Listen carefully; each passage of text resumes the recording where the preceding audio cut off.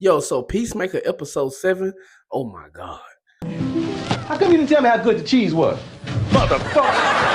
I've been telling people since season 1 that Peacemaker is dope and it's gonna be the opener to the DC universe. It's really gonna lead us into a lot of shit that we're gonna expect for the future. John Cena's been coming with the shits, and this last episode just showed that he really reached into his acting bag and really tried to put some work in. Episode 7 was dope because it finally answered my question on where the hell Judo Master was. Now we find out Judo Master did survive, and he was out there hiding, and he was able to save Adebayo ass, who decided to jump in the pool instead of run around that motherfucker away from a bunch of racist Nazis who's chasing her through a neighborhood. And I like the fact they had Vigilante working with Vigilante, and to know that his alternate version self was not a racist, and that they put these two crazy motherfuckers together and actually got the job done.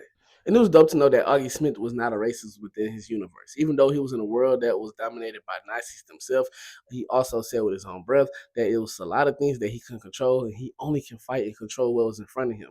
But he was not with the Nazi run. And I really like that about that because, Peacemaker dad was very racist. He was a Nazi himself.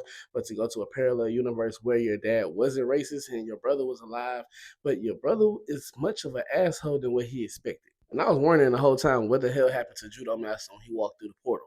But somehow he was able to gain more access and knowledge to what was going on Earth X with his time there. He was able to save Adebayo and give her game. On fact that it's not just being black or just being different, part of the minority group, but it was also just people who was gay and people who was physically disabled, different beliefs or anything like that.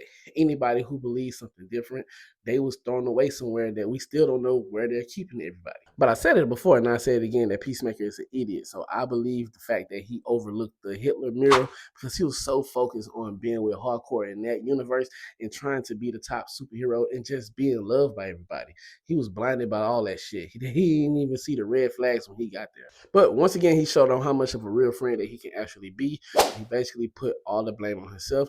Basically just said that his friends came back to get him just so he can do the right thing, which they got their jobs back with Argus and they're in their good graces.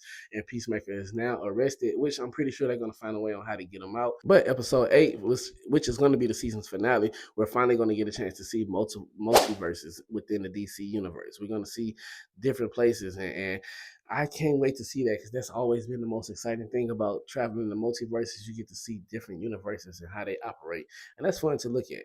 But until then, it's your boy Han Solo, and I'll be back with more content. I'm out.